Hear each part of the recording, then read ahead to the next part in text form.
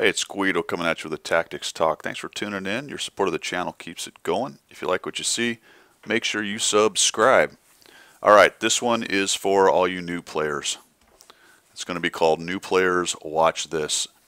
I am going to give you some concrete examples and do a little talking about things you can do and things you should not do. And it's going to increase your survivability and it's going to decrease your frustration. Increase your survivability, decrease your frustration, and it's going to make the game better for you because you won't die so quickly. You can see that I have loaded in here to El Haluf. Low tier, tier 4, tier 3. So new players should be able to relate to this. These are the kind of tanks that you get to pretty quickly.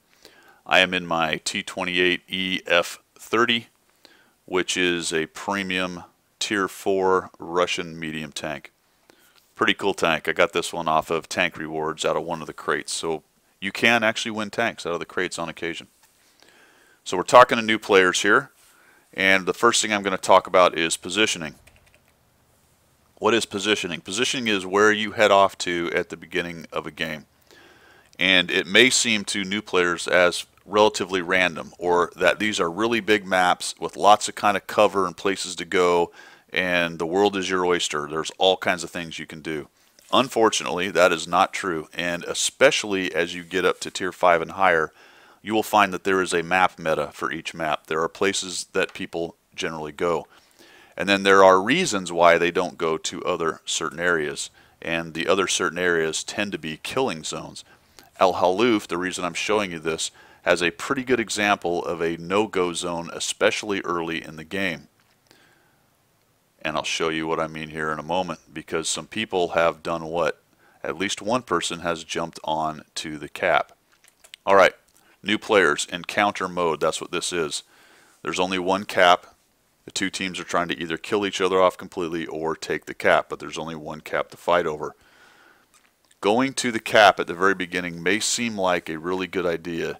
Maybe you can jump on and your team can defend you and you can end up winning the game. Yay for you. Well, more than likely that is not going to happen. In fact, it's probably one of the worst moves you can do this early in World of Tanks, this early in a match. Because your gun is not available for the rest of the team because you're hiding.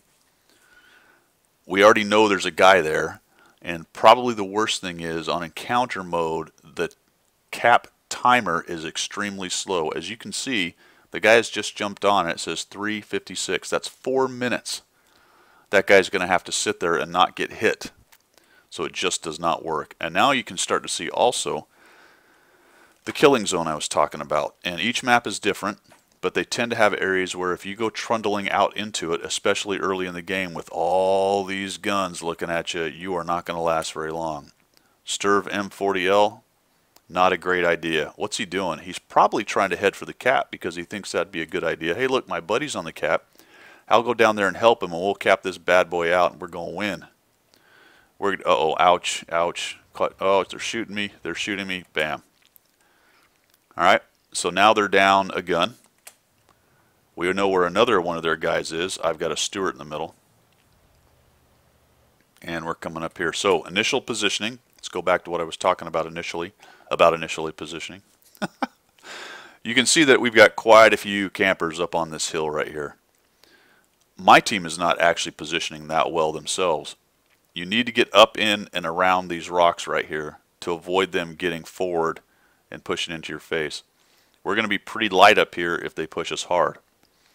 The other thing is to look at the team compositions. You can tell that both teams have a lot of TDs, so it's probably pretty unlikely that a bunch of their TDs are going to push up in here, and hopefully they are also paying attention and they know it's going to be unlikely a bunch of our TDs will push up in here. So I'm expecting a fairly light group up here from both sides, and that's what we're seeing.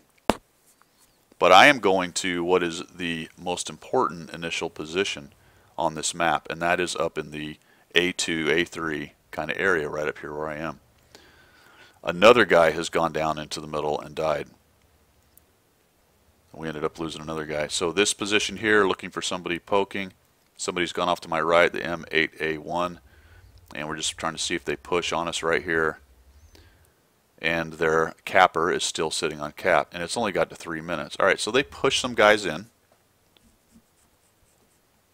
Not too many. Oh man, the Type 95 trundles out into the open, and there's 2 of them down here now.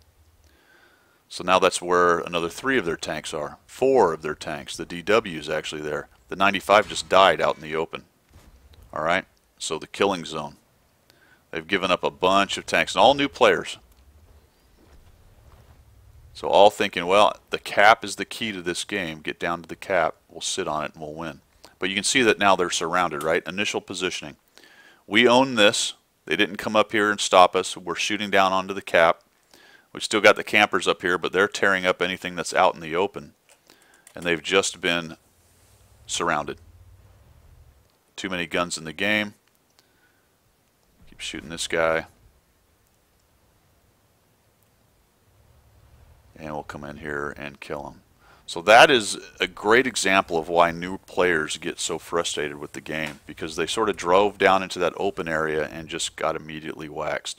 And it makes sense if you think about it for a few potatoes, that driving out into the open like that simply just isn't going to work.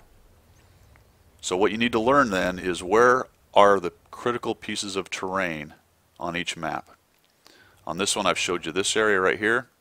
Where all the TDs were camping in the back is not a bad spot as well, depending on what happens.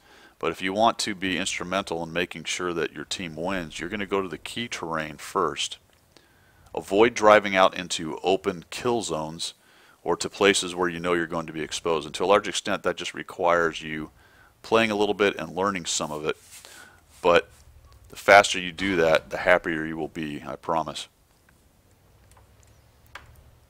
And it shouldn't take too long for you to figure out that, there's a curveball right here, it shouldn't take you too long to figure out that simply driving across maps out into open areas like right here just simply isn't going to work. It's going to give you a lot of frustration.